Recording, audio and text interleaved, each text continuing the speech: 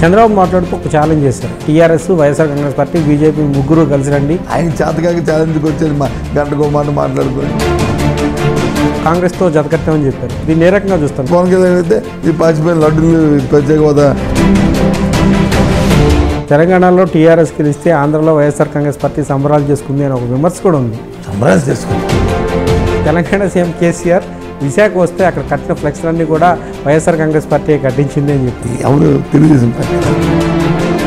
సుజయ్ కృష్ణరంగారావుకి MLA ticket మీరే ఇప్పించారు. అతను రాజకీయాల అభివృద్ధిలో నాటి ప్రధానమైన పాత్ర. కేటీఆర్ కూడా వచ్చి జగన్మోహన్ రెడ్డిని కలిసిన పరిస్థితి కూడా ఉంది. అని ఎవరు చెప్పారు?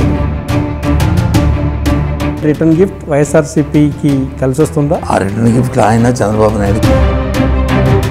వైఎస్ జగన్మోహన్ రెడ్డి మీద దాడి చేసిన వ్యక్తి శ్రీనివాసరావు నిందితున్నాడో ఆ నిందితుడు కేవలం మా పార్టీ అనుమానం అయితే అసలు పర్యవేక్షణ జరిగిందని. బొత్స సత్యబాబు ఏ కాన్స్టిట్యూన్సీ కంటెస్ట్ చేయబోతున్నారు? వైఎస్ జగన్మోహన్ రెడ్డి, పవన్ ఇద్దరు కలిస్తే ఈ రాక్షస పాలనకి అంతమొందించవచ్చు. అతను ఒక పరిపక్వత చెందిన నాయకుడిగా. బొత్స సత్యబాబు కుటుంబం విజయనగరం జిల్లాలో ఎన్ని ఎమ్మెల్యే సీట్లో కంటెస్ట్ చేయబోతుంది?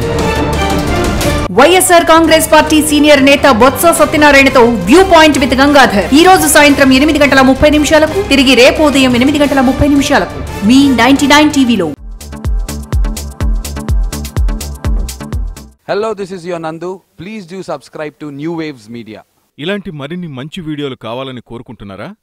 అయితే పక్కనే ఉన్న గంట సింబల్ను క్లిక్ చేయండి. అలాగే సబ్స్క్రైబ్ చేయండి.